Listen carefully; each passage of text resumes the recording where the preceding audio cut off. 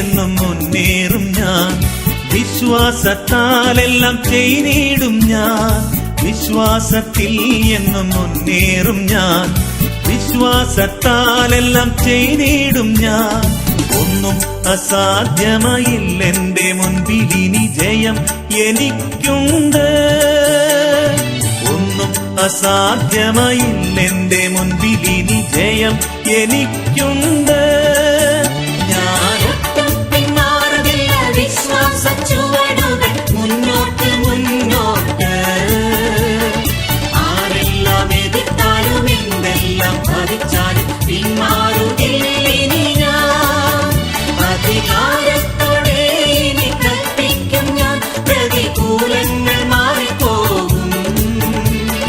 ഒന്നും അസാധ്യമായില്ലെന്റെ മുൻപിൽ ഇനി ജയം എനിക്കുണ്ട്.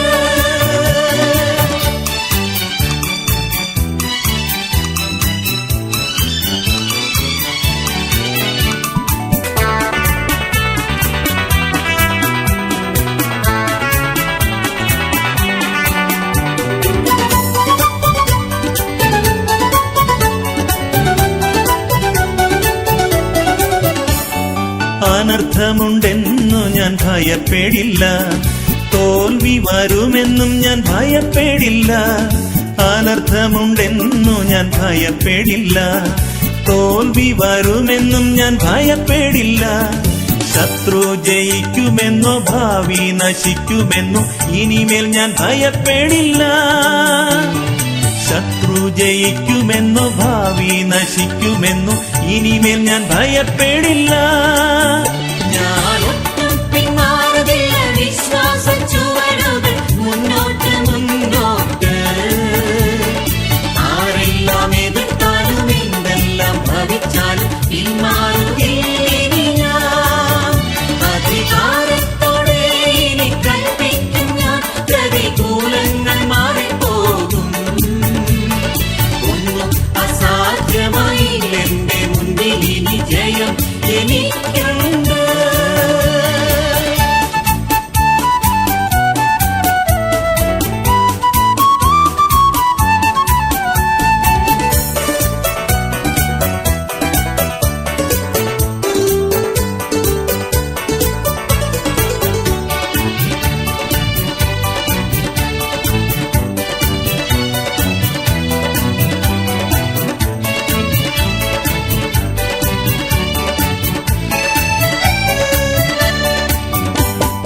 രോഗത്തിനോ ഇനി ശാപത്തിനോ പാപത്തിനോ ഞാൻ അധീനനല്ല. രോഗത്തിനോ ഇനി ശാപത്തിനോ പാപത്തിനോ ഞാൻ അധീനനല്ല. സാത്താന്യ ശക്തിയിന്മേൽ ശാപബന്ധനത്തിന്മേൽ ജയം എനിക്കുണ്ട്. സാത്താന്യ ശക്തിയിന്മേൽ ശാപബന്ധനത്തിന്മേൽ ജയം എനിക്കുണ്ട്. ഞാനൊട്ടും പിന്മാറുന്നില്ല, വിശ്വാസ ചുവടുകൾ മുന്നോട്ട് മുന്നോട്ട്. ആരെല്ലാം എതിർത്താലും എന്തെല്ലാം ഭവിച്ചാലും പിന്മാറുകയിനി ഞാൻ. അധികാരത്തോടെ ഇനി കൽപ്പിക്കും ഞാൻ, പ്രതികൂലങ്ങൾ മാറിപ്പോകും.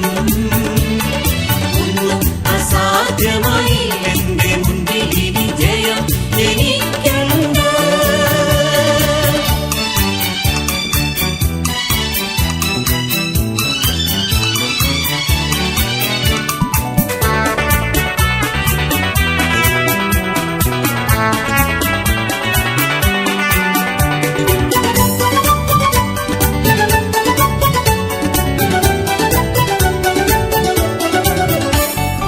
ആകുല ചിന്തയാൽ നിറയുകില്ല. ഭാരങ്ങളോർത്തിനി കരയുകില്ല. ആകുല ചിന്തയാൽ നിറയുകില്ല. ഭാരങ്ങളോർത്തിനി കരയുകില്ല. തക്ക സമയത്തെനിക്കെല്ലാം ഒരുക്കുന്നവൻ ഒരിക്കലും കൈവിടില്ല. തക്ക സമയത്തെനിക്കെല്ലാം ഒരുക്കുന്നവൻ ഒരിക്കലും കൈവിടില്ല. ഞാനൊട്ടും പിന്മാറുന്നില്ല, വിശ്വാസ ചുവടുകൾ മുന്നോട്ട് മുന്നോട്ട്.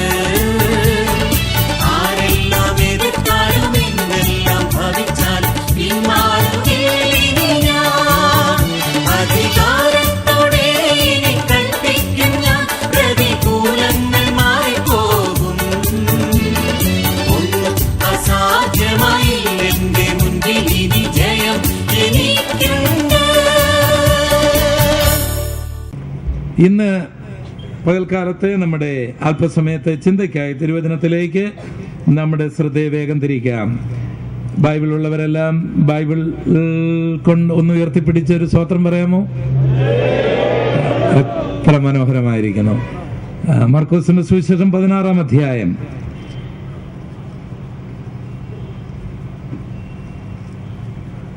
1 മുതലുള്ള വാക്യങ്ങൾ ഞാനിവിടെ വായിക്കുന്നു.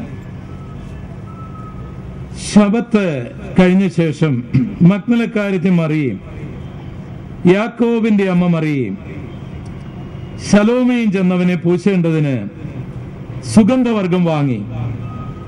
ആഴ്ചവട്ടത്തിന്റെ 1-ാം നാൾ അതികാലത്തെ സൂര്യൻ ഉദിച്ചപ്പോൾ അവർ കല്ലറയ്ക്കൽ ചെന്നു. കല്ലറ വാതിക്കൽ നിന്ന് നമുക്ക് വേണ്ടി ആർ കല്ലുരുട്ടിക്കളയും എന്ന് തമ്മിൽ പറഞ്ഞു. ഈ വചനങ്ങൾക്കായി ഞാൻ ദൈവത്തെ സ്തുതിക്കുകയാണ്. ഒരു ഉയർപ്പിന്റെ പ്രഭാതത്തിൽ നമ്മുടെ വാഴ്ത്തപ്പെട്ടവനായ കർത്താവ് ക്രൂശിക്കപ്പെട്ടു, അടക്കപ്പെട്ടു. ധീരന്മാരായ ശിഷ്യന്മാരെ ആരെയും തന്നെ ജെറുസലേമിന്റെ തെരുവീഥികളിൽ കാണുന്നില്ല. അവരൊക്കെ ഭയവികലരായിട്ട് അവരുടെ മുറികളിൽ കയറി കഥകൾ അടച്ചിരിക്കുകയാണ്. ചിലരൊക്കെ എമ്മോസിലേക്കുള്ള യാത്രയിലാണ്. ഈ സന്ദർഭത്തിൽ മഗ്ദല മറിയമിന്റെ നേതൃത്വത്തിൽ 2-3 സഹോദരിമാർ യേശു കർത്താവിന്റെ മൃതശരീരത്തിൽ സുഗന്ധം പൂശേണ്ടതിന് വേണ്ടി കല്ലറത്തോട്ടത്തിലേക്ക് നടന്നു നീങ്ങുകയാണ്. ഈ പശ്ചാത്തലം മനസ്സിലാക്കുവാൻ യേശു കർത്താവിന്റെ കല്ലറയെക്കുറിച്ചും അടക്കത്തെക്കുറിച്ചും അല്പം നമ്മൾ അറിഞ്ഞില്ലെങ്കിൽ ഒത്തിരി തിരിധാരണകൾ നമുക്കുണ്ടാകും. ജൂതന്മാരൊരിക്കലും ശവക്കോട്ടകളിൽ ചെന്ന് പ്രാർത്ഥിക്കുകയോ മരിച്ച വ്യക്തിയുടെ ആത്മരക്ഷയ്ക്ക് വേണ്ടി മൃതശരീരങ്ങളിൽ എന്തെങ്കിലും കർമ്മങ്ങൾ നടത്തുകയോ ഒന്നും ചെയ്യുകയില്ലായിരുന്നു. അവർ അവരുടെ മൃതശരീരങ്ങളെ മമ്മിഫൈ ചെയ്ത് ഏതെങ്കിലും ഒരു ഗുഹയിലോ അതുപോലുള്ള സ്ഥലത്തോ വെക്കും. നമ്മൾ ചെയ്യുന്നത് പോലെ കുഴി കുഴിച്ച് അതിൽ വെച്ച് മണ്ണിട്ട് മൂടുകയോ കോൺക്രീറ്റ് ചെയ്യുകയോ ക്രിമേറ്റ് ചെയ്യുകയോ ഒന്നും ചെയ്യാറില്ലായിരുന്നു. ആ കാലങ്ങളില് തല മുതൽ ശരീരം മുഴുവൻ തുണി കൊണ്ട് ചുറ്റി സുഗന്ധദ്രവ്യങ്ങളിട്ട് ഒരു ഗുഹയ്ക്കകത്തോ ഒരു മുറിക്കകത്തോ ഈ മൃതശരീരം കൊണ്ടുവെക്കുകയാണ്. പിന്നെയും ആ മൃതശരീരം ചീഞ്ഞു നാറാതിരിപ്പാൻ അവർ സുഗന്ധദ്രവ്യങ്ങൾ പൂശേണ്ടതിന് വേണ്ടി ആ മൃതശരീരങ്ങൾ അടുത്ത് വരാറുണ്ട്. യേശുവിന്റെ കല്ലറ ഒരു പാറയിൽ വെട്ടിയതായിരുന്നു. ഒരു 10-25 പേർക്ക് അതിനകത്ത് നിൽക്കാം. ഞാൻ പോയിട്ടുണ്ട്, ഞാനതിൽ കയറിയിട്ടുണ്ട്. ചില മൃതശരീരങ്ങൾക്ക് അവിടെ വെക്കാം. ഒരു മന്ത്രിയുടേതായിരുന്നു അത്. ആ കല്ലറയിൽ യേശുവിന്റെ മൃതശരീരം തുണി കൊണ്ട് പൊതിഞ്ഞ് വെച്ചിരിക്കുകയാണ്. 10-25 പേർക്ക് ഇരിക്കാവുന്ന നിൽക്കാവുന്ന ഒരു ചെറിയ മുറി. അതിന്റെ വാതിക്കൽ ഒരു വലിയ കല്ലും റോമാക്കാരുടെ സീലും ഒരു കൂട്ടം പടയാളികളും. ഇപ്പോൾ ഈ മറിയയ്ക്കും ശലോമിക്കും ചില സഹോദരിമാർക്കും ഒരാഗ്രഹം, തങ്ങളെ അനുഗ്രഹിച്ച, തങ്ങളെ വിടിവിച്ച, തങ്ങളെ സഹായിച്ച ആ നസറേയനായ യേശുവിന്റെ മൃതശരീരത്തിൽ സുഗന്ധദ്രവ്യം പൂശയണം. ഇവരുടെ ആത്മീയത്തെ ഒരു നിമിഷം ഞാനൊന്ന് വിലയിരുത്തട്ടെ. ഇവരിപ്പോൾ ആ കല്ലറയിലേക്ക് പോകുന്നത് ഒരു പ്രസംഗം കേൾക്കാനല്ല. ഇപ്പോൾ അവർ അവിടേക്ക് പോകുന്നത് ഒരു രോഗസൗഖ്യത്തിന് വേണ്ടിയല്ല. ഇപ്പോൾ അവരവിടേക്ക് പോകുന്നത് ഒരു പ്രവചനം കേൾക്കുവാനല്ല. ഇപ്പോൾ അവർ അവിടേക്ക് പോകുന്നത് ഏതെങ്കിലും ഒരു അനുഗ്രഹം യേശുവിൽ നിന്ന് പ്രാപിക്കുവാനല്ല. അതിനു പകരമായി യേശുവിന് വേണ്ടി ചിലത് ചെയ്യുവാൻ അവർ കടന്നു പോകുന്നു. അതാണ് യഥാർത്ഥമായ ആരാധന. കരമുയർത്തി നമുക്ക് ദൈവത്തെ സ്തുതിക്കാം. ആരാധന ആരാധന എന്ന് പറയുന്നത് രോഗസൗഖ്യത്തിന് വേണ്ടിയല്ല. രോഗസൗഖ്യം പ്രാപിച്ചതിന് ദൈവത്തിന് കൊടുക്കുന്നതാണ്. അങ്ങനെ കൊടുത്തുകൊണ്ടിരിക്കുമ്പോൾ ദൈവം ചിലപ്പോൾ രോഗികളെ സൗഖ്യമാക്കി എന്നിരിക്കും. ആരാധന എന്ന് പറയുന്നത് പിശാചിനെ ഓടിക്കുവാനല്ല, പിശാചിൽ നിന്ന് വിടുവിച്ചതിനാൽ ദൈവത്തിന് നന്ദി പറയുന്നതാണ് ആരാധന. അങ്ങനെ ആരാധിച്ചു കൊണ്ടിരിക്കുമ്പോൾ ദൈവം ചിലപ്പോൾ പിശാചിൽ നിന്ന് വിടുവിച്ചെന്നിരിക്കും. ആരാധന എന്ന് പറയുന്നത് ഏതെങ്കിലും ഒരു അനുഗ്രഹത്തിന് വേണ്ടിയല്ല, ദൈവത്തിൽ നിന്ന് അനുഗ്രഹം പ്രാപിച്ചതിന് ദൈവത്തിന് കൊടുക്കുന്ന നന്ദിയാണ്. അങ്ങനെ ആരാധിച്ചു കൊണ്ടിരിക്കുമ്പോൾ ദൈവം അനുഗ്രഹിച്ചെന്നിരിക്കും. നമ്മുടെ കരമടിച്ച് ദൈവത്തിന് മഹത്വം കൊടുക്കാം. പാപികളായി നമ്മളെ രക്ഷിച്ചതുകൊണ്ട്, രോഗികളായി നമ്മളെ സൗഖ്യമാക്കിയതുകൊണ്ട്, ദുഃഖിതരായി നമുക്ക് ആശ്വാസം തന്നുകൊണ്ട്, ദരിദ്രരായിരുന്ന നമ്മളെ സമ്പന്നരാക്കിയതുകൊണ്ട്, പാതാളത്തിന്റെ ആടുകളായിരുന്ന നമ്മളെ ദൈവ കുഞ്ഞുങ്ങളാക്കിയതുകൊണ്ട്, സ്വർഗ കവാടം നമുക്ക് വേണ്ടി തുറന്നു തന്നതുകൊണ്ട് ഈ യേശു കർത്താവിനെ നമുക്ക് ആരാധിക്കാം. അവൻ ആരാധനയ്ക്ക് യോഗ്യനാണ്, അവൻ സ്തുതിക്ക് യോഗ്യനാണ്, അവൻ മഹത്വത്തിന് യോഗ്യനാണ്. അവൻ മാത്രം ആരാധനയ്ക്ക് യോഗ്യനാണ്. ഇവിടെ കർത്താവിന് വേണ്ടി കൊടുക്കുവാൻ അവർ പോകുകയാണ്. യഥാർത്ഥ ക്രിസ്ത്യാനിത്വവും നമ്മൾ ഇവിടെ കാണുന്നു. യേശുവിന്റെ അടുക്കൽ രോഗശാന്തിക്ക് വരുന്നത് പാപമല്ല, വരണം. ബൈബിൾ ഉപദേശിക്കുന്ന സത്യമാണ്. യേശുവിന്റെ അടുക്കൽ പ്രവചനം കേൾക്കുവാൻ വരണം, വരാതിരിക്കരുത്. അത് ദൈവത്തിന്റെ വചനത്തിലെ ഉപദേശമാണ്. യേശുവിന്റെ അത്ഭുത പ്രവർത്തനങ്ങൾ കാണണം, കേൾക്കണം, അതിനുവേണ്ടി ചാനലാകണം. അതുള്ളിടത്തെല്ലാം നമ്മൾ പോകണം. അത് തിരുവചനത്തിൽ രേഖപ്പെടുത്തിയിരിക്കുന്നതാണ്. എന്നാൽ അത് മാത്രമല്ല, ആത്മീയത ഇതൊന്നുമില്ലാതിരിക്കുന്ന വേളകളിലും, ഒന്നും ലഭിക്കാനില്ലാതിരിക്കുന്ന വേളകളിലും, ആരുമില്ലാതിരിക്കുന്ന വേളകളിലും, ശ്മശാനമൂകമായ വേളകളിലും, ആരും അഭിനന്ദിക്കാനില്ലാത്ത വേളകളിലും, ജനങ്ങൾ കൂടാത്ത വേളകളിലും യേശുവിന് വേണ്ടി കൊടുക്കുവാൻ, യേശുവിനെ ആരാധിക്കുവാൻ പോകുന്നതാണ് യഥാർത്ഥമായ ആത്മീകം. കരമുയർത്തി നമുക്ക് ദൈവത്തിന് മഹത്വം കൊടുക്കാം. അത് മറിയയിൽ നമ്മൾ കാണുന്നു. എന്തായിരിക്കും മറിയ അവിടെ പോകുവാൻ പ്രേരിപ്പിച്ചത്? അവൾ സലോമിയോട് ചെന്ന് എന്തായിരിക്കും പറഞ്ഞത്? ഇങ്ങനെ പറഞ്ഞു കാണും, മോശമാണ്. യേശു 5 അപ്പം കൊണ്ട് 5000 പോഷിപ്പിച്ചപ്പോൾ എത്രയോ ആൾക്കാർ അവിടെ കൂടി. ഇപ്പോൾ ആരുവിടെ? ലാസർ ഇപ്പോൾ എവിടെയാണ്? ബർത്തലോമായി ഇപ്പോൾ എവിടെയാണ്? ഒരാഴ്ചയ്ക്ക് മുൻപ് യേശുവിനെ രാജാവാക്കുവാനായിട്ട് പരിശ്രമിച്ചവരെവിടെയാണ്? അവരെല്ലാം പോയില്ലേ? അവരെ പോലെ നമുക്ക് മാറി നിൽക്കുവാൻ സാധ്യമല്ല.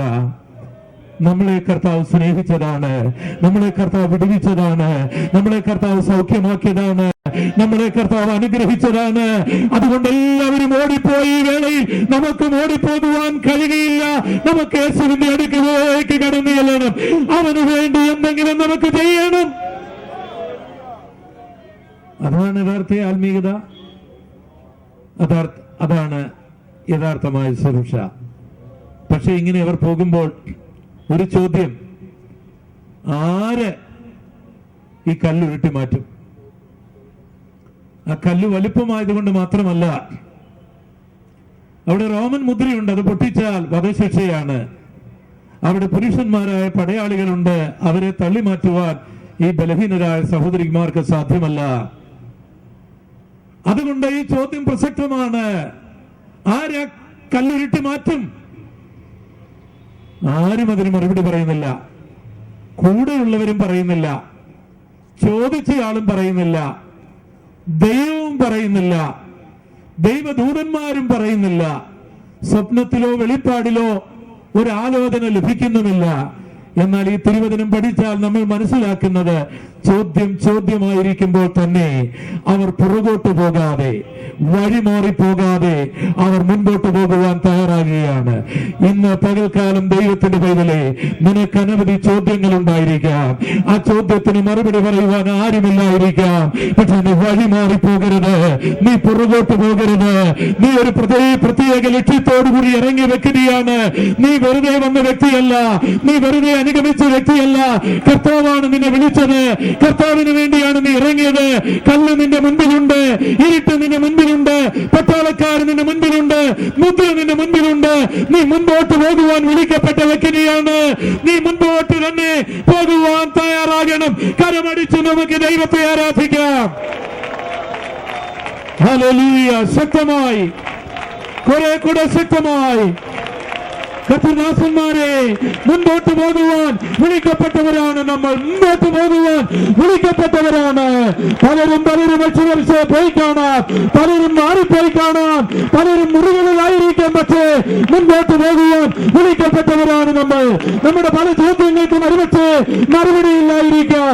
ഈ കല്ലാരി മാറ്റും, ഈ പ്രശ്നമാരി പരിഹരിക്കും, ഈ പ്രശ്നത്തിന് എങ്ങനെ പരിഹാരമുണ്ടാകും, ഇതിന് മറുപടിയില്ലായിരിക്കാം. പക്ഷേ നമ്മുടെ കാലുകൾ പുറകോട്ട് വെക്കരുത്, നമ്മുടെ മനസ്സ് മടുത്തു പോകരുത്.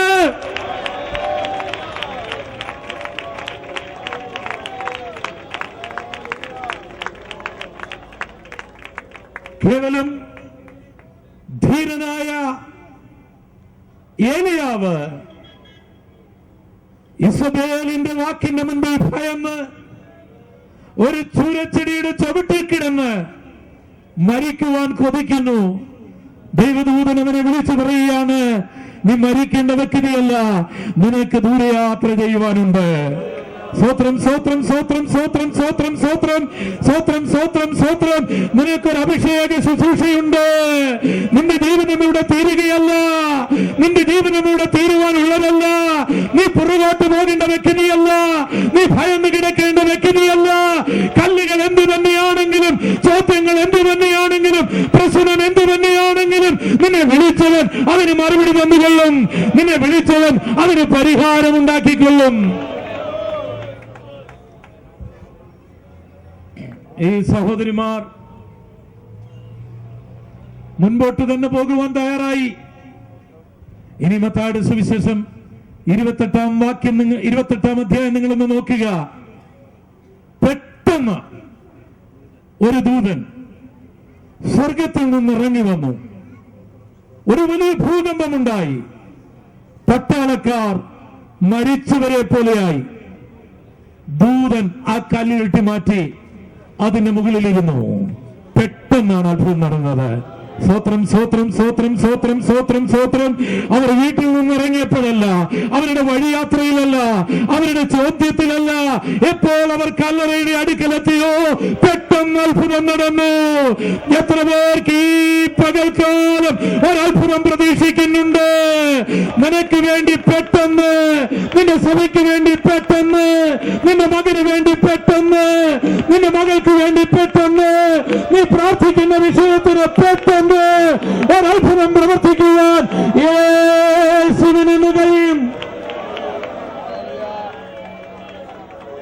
Praise the Lord, praise the Lord, praise the Lord.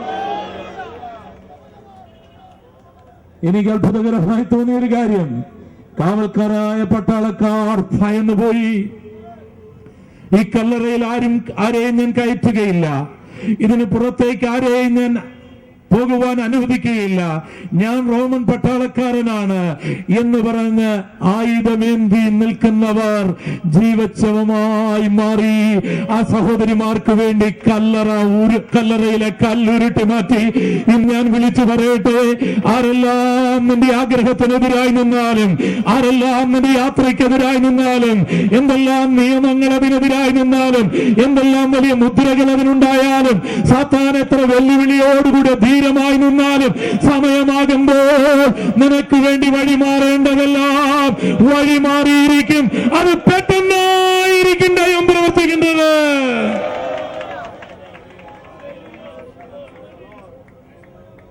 ഞാനൊരു ചോദ്യം ചോദിക്കട്ടെ, എന്തുകൊണ്ടാണ് ഈ ദൂതൻ ഈ കല്ലിന് മുകളിൽ കയറിയിരിക്കുന്നത്? ഇതൊരു റോളിംഗ് സ്റ്റോൺ ആയിരുന്നു, അല്ലെങ്കിൽ ഉരുളുന്ന ഒരു കല്ലായിരുന്നു. ദൂതന് വേറെ ഒരു സ്ഥലവുമില്ലേ?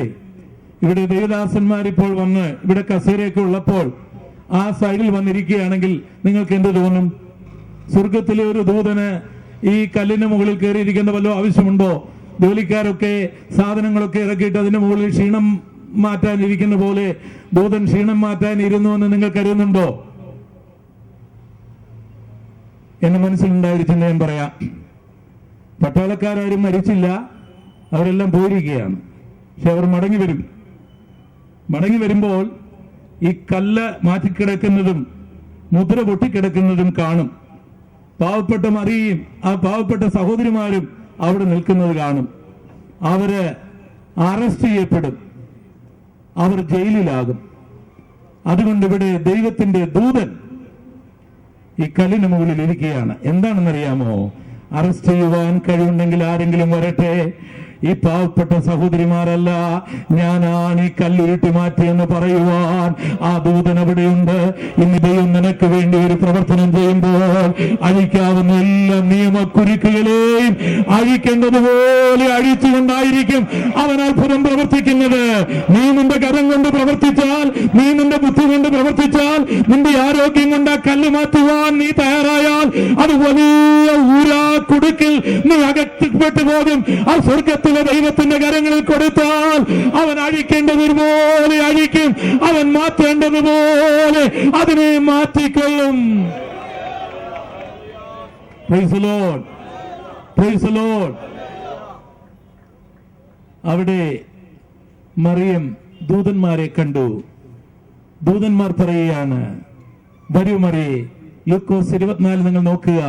അവിടെ ചോദിക്കുകയാണ്, ജീവനുള്ളവനെ മരിച്ചവരുടെ ഇടയിലാണോ നിങ്ങൾ അന്വേഷിക്കുന്നത്? നമ്മുടെ കർത്താവ് ക്രൂശിൽ മരിച്ചവൻ മാത്രമല്ല, നമ്മുടെ കർത്താവ് കല്ലറയിൽ അടക്കപ്പെട്ടവൻ മാത്രമല്ല, നമ്മുടെ കർത്താവ് ഉയർത്തെഴുന്നേറ്റവനാണ്. സ്വോത്രം ചെയ്താട്ടെ, സ്വോത്രം ചെയ്താട്ടെ.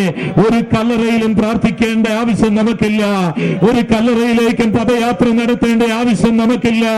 നമ്മുടെ കർത്താവ് ഉയർത്തെഴുന്നേറ്റവനാണ്, നമ്മുടെ കർത്താവ് ജീവിക്കുന്നവനാണ്. 2-3 പേർ എന്റെ നാമത്തിൽ കൂടി വരുന്നവരുടെ മധ്യത്തിൽ ഞാൻ ഉണ്ടെന്ന് പറയുന്നവനാണ്. അത്തിയാലയ്ക്ക് കണ്ണുള്ളവൻ, മാറത്ത് പൊൻകച്ച ധരിച്ചവൻ, വെള്ളോട്ടിന് സദൃശമായ കാലുള്ളവൻ ഇന്ന് നമ്മുടെ മധ്യത്തിലുണ്ട്. യേശുവിനെ കാണുവാൻ യെരൂശലേമിലേക്ക് പോകേണ്ട ആവശ്യമില്ല.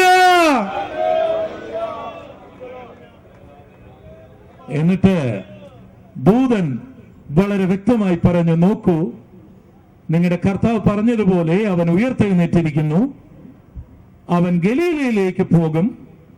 നിങ്ങൾ ചെന്ന് യേശുവിന്റെ ശിഷ്യന്മാരോട്, പ്രത്യേകിച്ച് പത്രോസിനോട്, യേശു ഉയർത്തെഴുന്നേറ്റിരിക്കുന്നുവെന്നും ഗലീലയിലേക്ക് പോകുന്നുവെന്നും വേഗം ചെന്ന് പറയുവാനായി പറഞ്ഞു.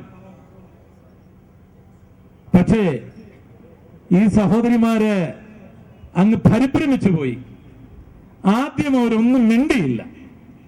പിന്നെ മിണ്ടാൻ തുടങ്ങിയപ്പോൾ പറഞ്ഞത് എന്താണെന്ന് യോഹന്നാനിൽ രേഖപ്പെടുത്തിയിട്ടുണ്ട്. 20-ാം അധ്യായത്തിലേക്ക് കടന്നു വരുമ്പോൾ നാം ഇങ്ങനെ വായിക്കും, ശ്രദ്ധിച്ച് കേൾക്കണമേ. യോഹന്നാന്റെ സുവിശേഷം 20-ാം അധ്യായത്തിൽ നാം ഇപ്രകാരമാണ് വായിക്കുന്നത്: മറിയവും സഹോദരിമാരും യേശുവിന്റെ കല്ലറയിൽ ചെല്ലുന്നു.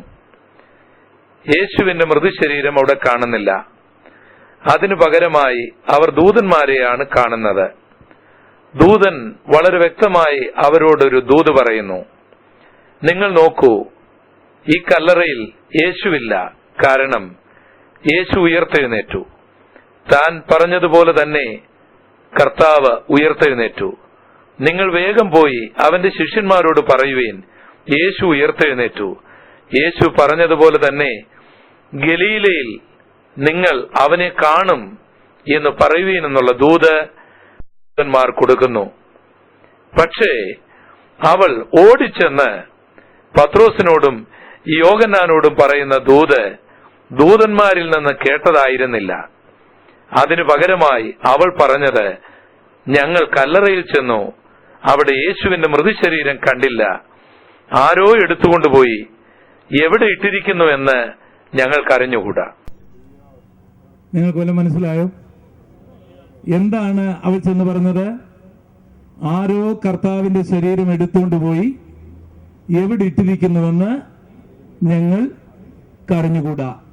ഇത് പോലീസുകാരുടെ കൈ കിട്ടിയാൽ ഈ മൃതശരീരം തപ്പി അവരുടെ സമയം മുഴുവൻ പോകും. പിന്നെ ആരോ എടുത്തുകൊണ്ട് പോയെന്നാണ് പറഞ്ഞിരിക്കുന്നത്. അതുകൊണ്ട് അനവധി ആൾക്കാർ ഇടികൊള്ളാനുള്ള സാധ്യതയുണ്ട്.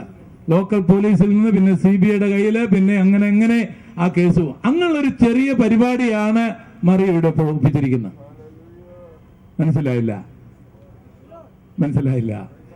മറിയ ഉയർത്തെഴുന്നേറ്റ കർത്താവിന്റെ അടുക്കൽ ചെന്നു, കർത്താവിന്റെ കല്ലറ കണ്ടു. ഇതെല്ലാം ശരിയാണ്. അവൾ കേട്ട ദൂത് ചെന്ന് പറഞ്ഞത് ഭയങ്കര പ്രശ്നമായി പോയി. അതുകൊണ്ട് നമ്മൾ ഇങ്ങനെ വായിക്കുന്നു, പത്രോസ് ഇത് കേട്ടപ്പോൾ ചാടി എഴുന്നേറ്റു. എന്തിനാണ് ചാടി എഴുന്നേറ്റെന്നറിയാമോ? ഉയർത്തെഴുന്നേറ്റ കർത്താവിനെ കാണാനല്ല. കാരണം മറിയിൽ നിന്ന് കിട്ടിയിരിക്കുന്ന റിപ്പോർട്ട് കർത്താവിന്റെ മൃതശരീരം ആരോ മോഷ്ടിച്ചുകൊണ്ട് പോയി. എവിടെ ഇട്ടിരിക്കുകയാണ്? അവനെ ഒന്ന് കാണണം, അത് കണ്ടെത്തണമെന്നുള്ള നിലയിൽ പത്രോസ് ചാടി എഴുന്നേൽക്കുന്നു. യോഹന്നാനും പുറകെ. ഇവര് രണ്ടുപേരും ഓടി. ആദ്യം പത്രോസ് ഓടി, പക്ഷേ യോഹന്നാൻ ജയിച്ചു. ആ ഓട്ടം തന്നെ ഒരു വലിയ വിഷയമാണ്. ഓടി അവസാനം യോഹന്നാൻ ഓടി ചെന്നവിടെ നിന്നു. പത്രോസ് പിന്നെയും ഓടി കല്ലറയിൽ ചെന്നു. കണ്ടു വിശ്വസിച്ചു. ഏത് കണ്ടു വിശ്വസിച്ചു? യേശു ഉയർത്തെഴുന്നേറ്റെന്നല്ല, യേശുവിന്റെ മൃതശരീരം ആരോ എടുത്തുകൊണ്ടുപോയി എവിടെയോ ഇട്ടുവെന്ന് മറിയ പറഞ്ഞത് വിശ്വസിച്ച് അവർ വീട്ടിലേക്ക് പോയി.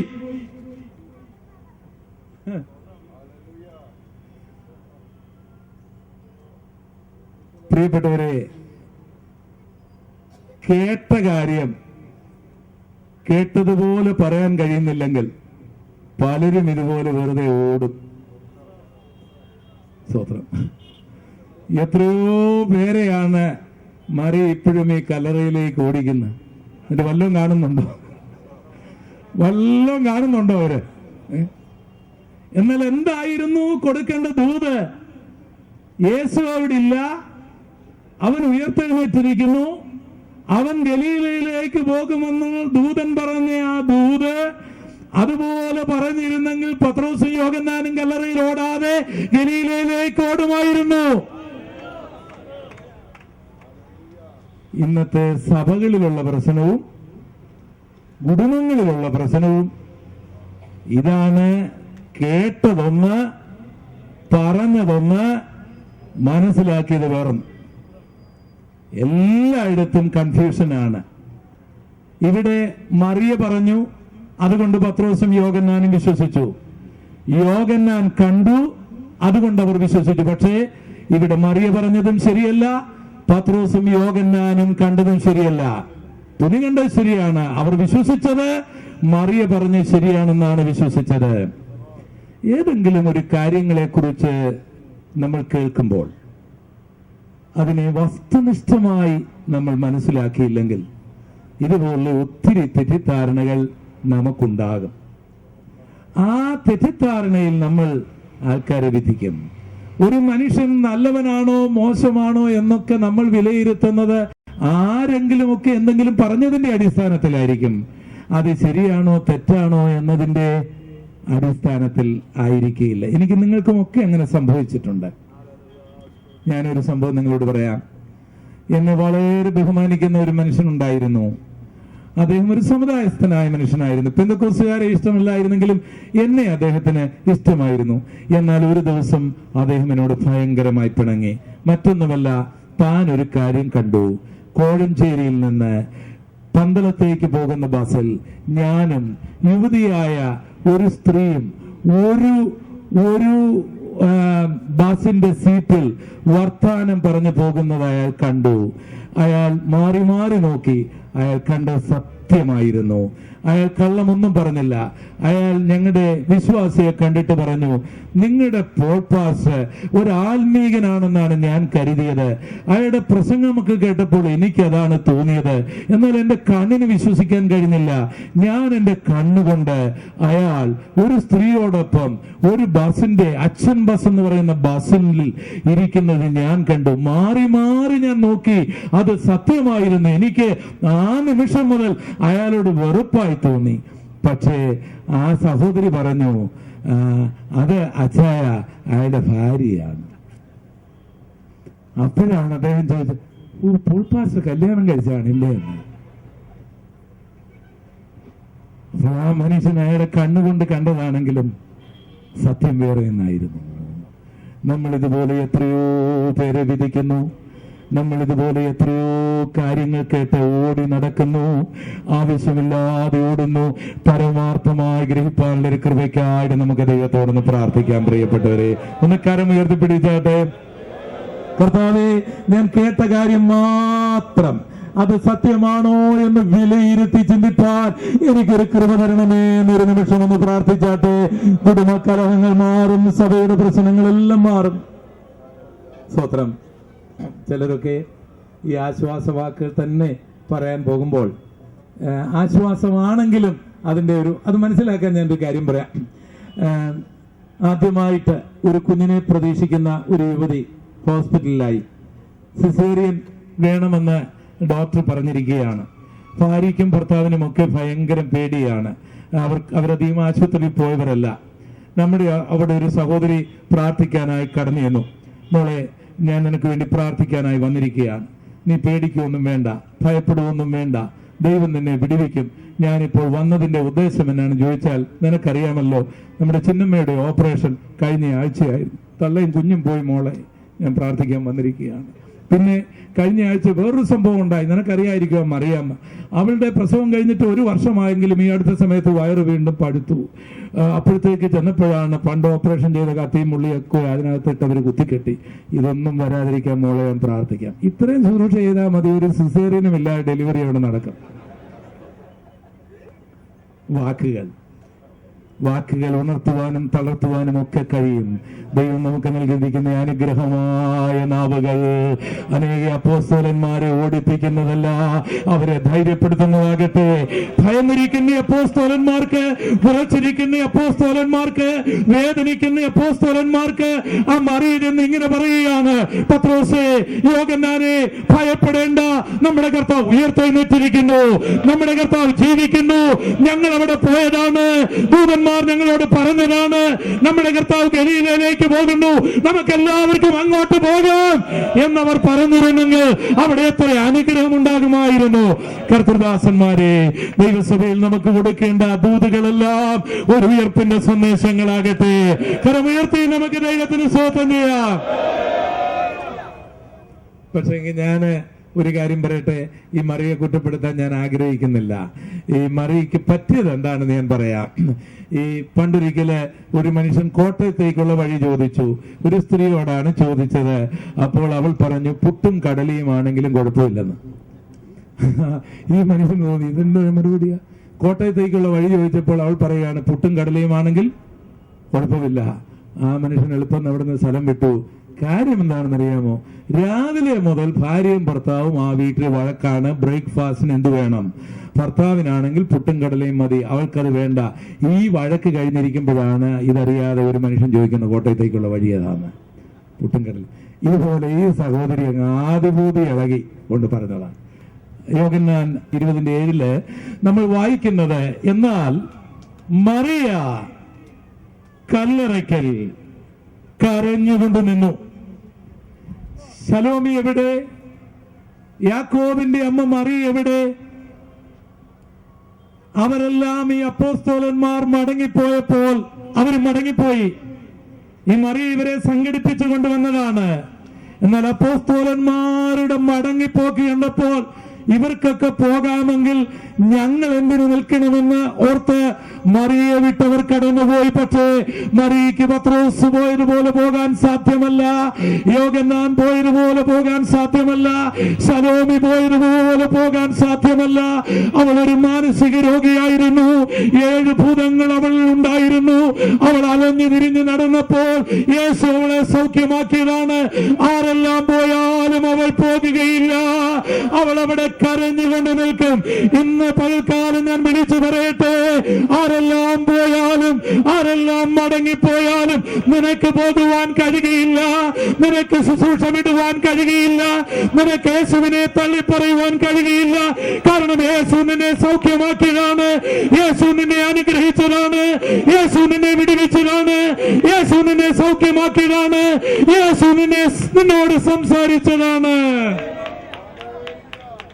അവളിങ്ങനെ കരഞ്ഞുകൊണ്ട് നിൽക്കുമ്പോൾ യേശു എവിടായിരുന്നെന്ന് വേഗം ഞാനൊന്ന് പറയട്ടെ. നമ്മുടെ കർത്താവ് ക്രൂശിൽ നിന്ന് കല്ലറയിലേക്കൊന്നുമല്ല പോയത്. യേശു എപ്പോഴും ബിസിയാണ്, ഇപ്പോഴും ബിസിയാണ്. എന്റെ കർത്താവ് 2000 വർഷങ്ങൾക്ക് മുൻപുണ്ടായിരുന്നു, 3000 വർഷങ്ങൾക്ക് മുൻപുണ്ടായിരുന്നു. ഭൂമിയെ സൃഷ്ടിക്കാൻ, സൂര്യനെ സൃഷ്ടിക്കാൻ, പ്രപഞ്ചത്തെ സൃഷ്ടിക്കാൻ, അതിനെ പരിപാലിക്കാൻ. പിന്നെ മനുഷ്യനായി വന്നപ്പോൾ ഒരു മനുഷ്യനെ പോലെ മരിച്ചു കഴിഞ്ഞപ്പോൾ കർത്താവ് ആ ക്രൂശിൽ നേരെ ആ കള്ളനോടൊപ്പം ഭൂമിയുടെ ഉള്ളിലുള്ള പരദീസയിലേക്കാണ് പോയത്. എഫെസ്യ ലേഖനം 4 അത് എഴുതിയിട്ടുണ്ട്, 7-8 വാക്യങ്ങളിൽ.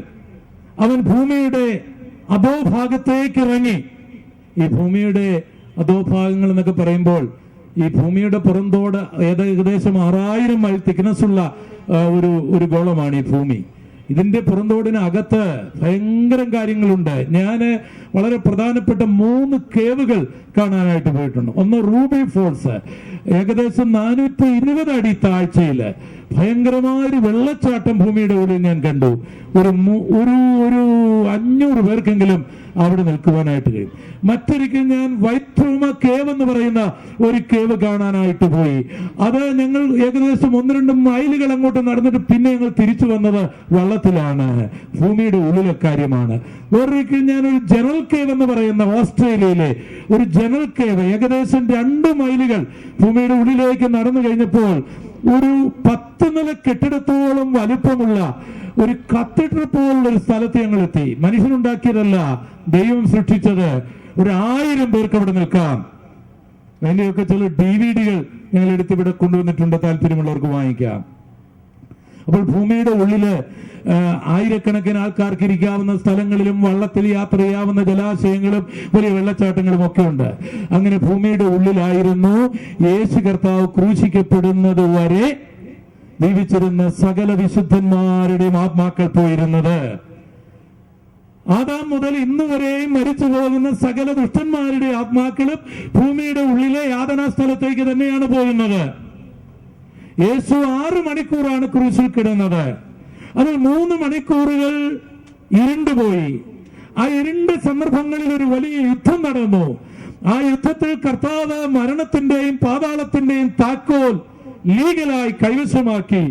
ആ താക്കോലുമായിട്ട് കർത്താവ് ഭൂമിയുടെ ഉള്ളിലേക്ക് പോയി. ഈ സമയത്ത് അടിമത്തക്കാരനായ യോസേഫും മന്ത്രിയും ഒക്കെ തന്റെ ശരീരം ഏറ്റുവാങ്ങി അതൊക്കെ കല്ലറയിൽ അടക്കാൻ ഒരുങ്ങുന്ന സന്ദർഭത്തിൽ അവിടെയും കർത്താവ് നിൽക്കാതെ നേരെ ഭൂമിയുടെ ഉള്ളിലേക്ക് പോയി. അവിടെ ആ താക്കോല് കൊണ്ട് ബദ്ധന്മാർ കിടന്ന ആ റൂം തുറന്നു.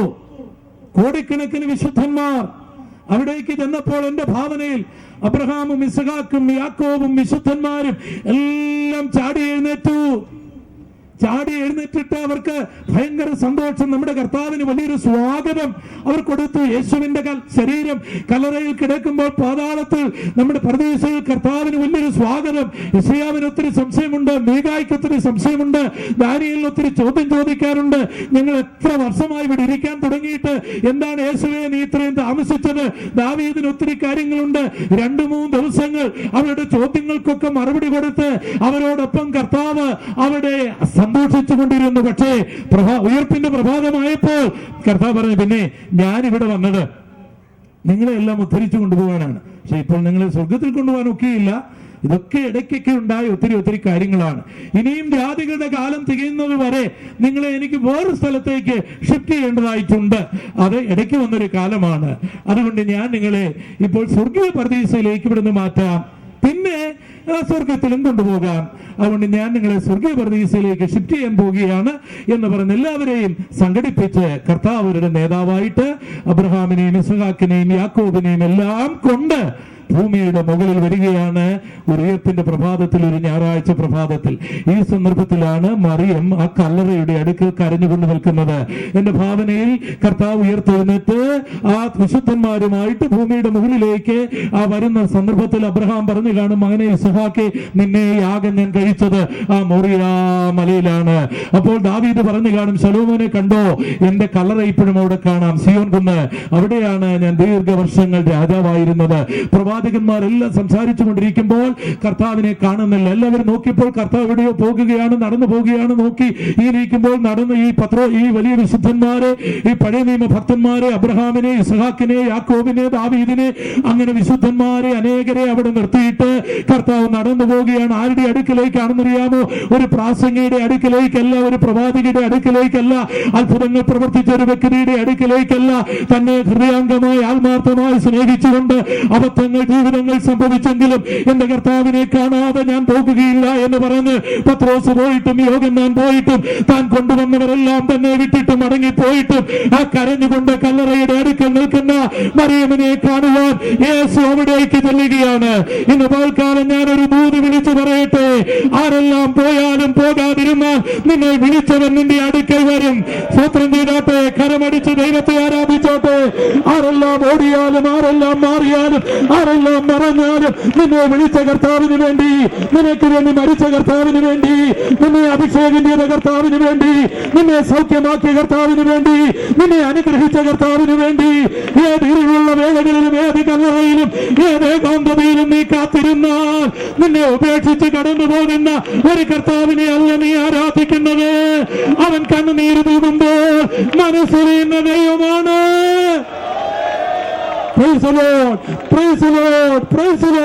അവിടെ കഴിഞ്ഞ കാലങ്ങളിലെ തെറ്റുകൾ ഓർക്കാതെ, അവിടെ അബദ്ധങ്ങൾ ഓർക്കാതെ, അവിടെ കണ്ണുനീരിന്റെ മുൻപിൽ അവിടെ അടുക്കിലേക്ക് വന്ന് അവിടെ പേര് വിളിച്ച്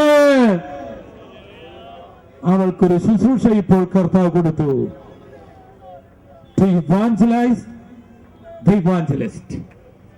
സുവിശേഷകന്മാരെ സുവിശേഷീകരിക്കാൻ ഒരു സുവിശേഷം അവൾ കൊടുത്തു. അവൾ പറഞ്ഞു, ഇനി നീ ചെന്ന് പറയുക, ഞാൻ ഉയർത്തെഴുന്നേറ്റു വന്ന്. ലോക ചരിത്രത്തിൽ ഉയർപ്പിന്റെ സന്ദേശം മറിയമിന് പറയുവാൻ ഭാഗ്യം ലഭിച്ചു.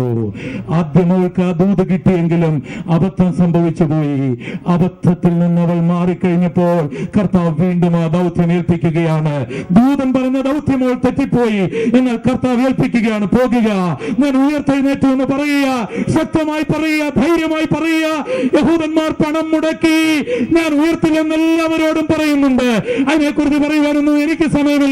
നീ കണ്ടതാണല്ലോ, നീ പോയി പറയുക, ഞാൻ ഉയർത്തെഴുന്നേറ്റു വന്ന്. സ്വത്രം സ്വത്രം സ്വത്രം സ്വത്രം. ഇന്നിവിടെ കടന്നു വന്നിരിക്കുന്ന ദൈവമക്കളെ, ഉയർത്തെഴുന്നേറ്റ് യേശുവിനെ കുറിച്ച് മറ്റുള്ളവരോട് പറയുവാൻ എത്ര പേർ തയ്യാറാകും? എത്ര പേർ തയ്യാറാകും? ഞാൻ ഉയർത്തെഴുന്നേറ്റ് യേശുവിനെ കുറിച്ച് മറ്റുള്ളവരോട് തന്നെ പറയുമെന്ന് എത്ര പേർ തയ്യാറാകും? അവൾ ചെന്നു പത്രോസിനോടും യോഹന്നാനോടും പറഞ്ഞു, യേശു ഉയർത്തെഴുന്നേറ്റു. ഞാൻ എന്റെ വാക്കുകളെ ഇവിടെ ഉപസംഹരിക്കുന്നു. നിങ്ങളിൽ എത്ര പേർ പരിശുദ്ധാത്മാവ് ഇടപെട്ടു എന്ന് എനിക്കറിഞ്ഞുകൂടാ, പക്ഷെ നിങ്ങളോട് ഇടപെട്ടു എന്ന് എനിക്കറിയാം. കർത്താവ് എനിക്ക് നൽകിയൊരു ദൂതാണിത്. നിങ്ങൾക്ക് നൽകുവാനും മറ്റു പലർക്കും നൽകുവാനുമുള്ളൊരു ദൂത്. കർത്താവ് നിങ്ങളോട് ഇടപെട്ടുവെങ്കിൽ കരങ്ങൾ ഉയർത്തിപ്പോയി. എല്ലാവരും കണ്ണു തുറന്നിരിക്കുമ്പോൾ തന്നെ പരിശുദ്ധാത്മാവിനോട് ഇടപെട്ടു എന്ന് ബോധ്യമായവർ മാത്രം കരങ്ങൾ ഉയർത്തിപ്പിടിക്കാം. കരങ്ങൾ ഉയർത്തിപ്പിടിക്കാം. ഉയർത്തിപ്പിടിച്ച കരങ്ങളുമായി ഒരു നിമിഷം ദൈവസന്നിധിയിൽ എഴുന്നേറ്റ് നിൽക്കാം. ഒരു നിമിഷം ഞാൻ നിങ്ങൾക്ക് വേണ്ടി ഒന്ന് പ്രാർത്ഥിക്കട്ടെ. ആ കരങ്ങൾ ഉയർത്തിപ്പിടിക്കാം. ആ കരങ്ങൾ ഉയർത്തിപ്പിടിക്കാം. ആ കരങ്ങൾ ഉയർത്തിപ്പിടിക്കാം. എല്ലാവരും എഴുന്നേൽക്കരുത്. കരങ്ങൾ ഉയർത്തിയവർ മാത്രം. ഞങ്ങളുടെ നല്ല ദൈവമേ, ഞങ്ങളുടെ സ്വർഗീയ പിതാവേ, മറിയം കല്ലറയിൽ യേശുവിന്റെ മൃതശരീരം പൂശുവാൻ പോയ ആ നിസ്വാർത്ഥത ഞങ്ങളുടെ ശുശ്രൂഷയിലും ഞങ്ങളുടെ ആത്മീയതയിലും നൽകണമേ. എന്നാൽ അവളുടെ ആ ചെറിയ ചിന്തകൾക്കപ്പുറമായി അവിടുന്ന് അവളുടെ അടുക്കിലേക്ക് കടന്നു വന്ന് അവരുടെ സുഗന്ധം സ്വീകരിക്കാതെ ഉയർപ്പിന്റെ സന്ദേശം പറയുവാൻ അവൾക്കൊരു ദൗത്യം ഏൽപ്പിച്ചതുപോലെ, യേശുവേ, അങ്ങയുടെ ഉയർപ്പിന്റെ സന്ദേശം പറയുവാൻ ഞങ്ങളിതാ സമർപ്പിക്കുന്നു. ഇന്ന് നിന്റെ മക്കളുടെ മുൻപിൽ, അവരുടെ ശുശ്രൂഷയ്ക്ക് മുൻപിൽ ഏതെല്ലാം മുദ്രകളുണ്ടോ, ഏതെല്ലാം കല്ലുകളുണ്ടോ, ഏതെല്ലാം സാത്താന്യ ദൂതന്മാരുണ്ടോ, യേശുവിന്റെ നാമത്തിൽ അത് മാറിപ്പോകട്ടെ. എല്ലാവർക്കും ആരാധിക്കാം. യേശുവിന്റെ നാമത്തിൽ അത് മാറിപ്പോകട്ടെ. മനസ്സിൽ നിന്ന് മാറിപ്പോകട്ടെ. ശരീരത്തിൽ നിന്ന് മാറിപ്പോകട്ടെ. പ്രവർത്തന മേഖലയിൽ നിന്ന് മാറിപ്പോകട്ടെ. ഒരു പുതിയ ചൈതന്യത്തോടെ, ഒരു പുതിയ വിടുതലോടെ ഭാരമൊഴിഞ്ഞവരെ അങ്ങ് ഉയർത്തുവാനുള്ള ഫലം യേശുവിന്റെ നാമത്തിൽ അങ്ങയുടെ മക്കളിൽ വ്യാപരിക്കട്ടെ.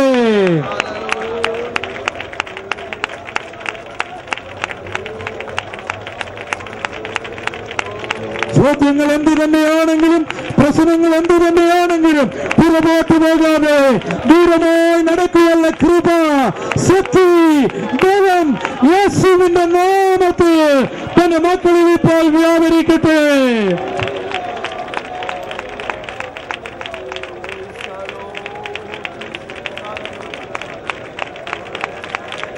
ഉയർത്തെഴുന്നേറ്റ് യേശുവിനെ കുറിച്ച് പറയുവാനുള്ള ഒരു അഭിഷേകം യേശുവിന്റെ നാമത്തിൽ. നശിച്ചു പോകുന്ന ആത്മാക്കളെ കുറിച്ച്, ദാവീദിന്റെ സന്തതിയായി ജനിച്ച് മരിച്ച് അടക്കപ്പെട്ട് ഉയർത്തെഴുന്നേറ്റ് യേശുവിനെ കുറിച്ച് പറയുവാൻ ഒരു കൃപ നിന്റെ മക്കളിൽ ഇപ്പോൾ വ്യാപരിക്കട്ടെ.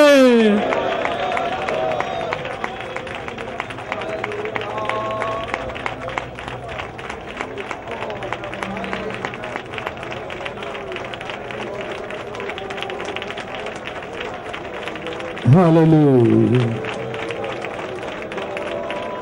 Hallelujah. യേശുവിൻ നാമത്തിൽ തന്നെ എല്ലാവർക്കും ഇരിക്കാം. ദൈവം നമ്മളെ ധാരാളമായിട്ട് അനുഗ്രഹിക്കട്ടെ.